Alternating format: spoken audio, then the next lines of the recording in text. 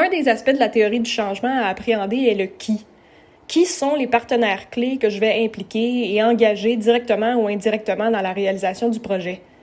Il peut s'agir des personnes qui vivent la problématique à laquelle on s'adresse avec notre projet, des personnes qui vont vivre notre projet, mais aussi de partenaires potentiels de qui on va vouloir s'entourer pour mettre en place nos stratégies, par exemple. En rappel, nous avons déjà identifié l'impact que nous cherchons à atteindre. Maintenant, nous abordons les stratégies pour y parvenir.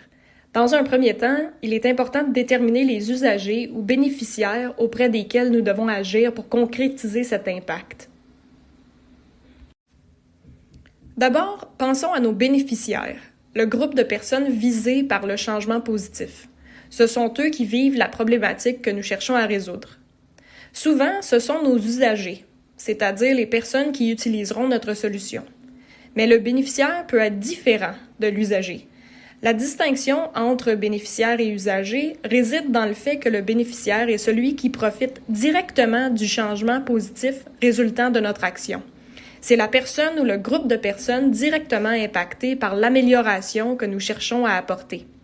En revanche, l'usager est celui qui utilise concrètement la solution que nous proposons, mais il peut ne pas être la partie directement affectée par le problème que l'on veut résoudre. Parfois, ces deux rôles coïncident, mais ce n'est pas toujours le cas. Prenons l'exemple où notre solution consiste à éduquer des professionnels de la santé pour améliorer leurs pratiques, pour réduire la douleur lors d'une intervention.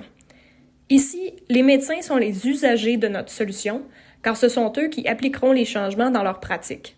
Les bénéficiaires finaux, quant à eux, sont les patients, qui bénéficieront des améliorations induites par ces changements. Ainsi, cette distinction nous aide à cibler nos actions de manière plus précise en considérant à la fois ceux qui utilisent notre solution et ceux qui en récoltent directement les bénéfices. Donc, d'abord, nous identifions les destinataires de nos stratégies et les parties prenantes ciblées par nos actions.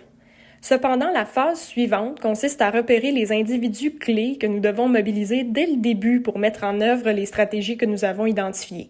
Ces individus sont nos partenaires potentiels avec qui nous aspirons à collaborer étroitement dans la réalisation de nos objectifs.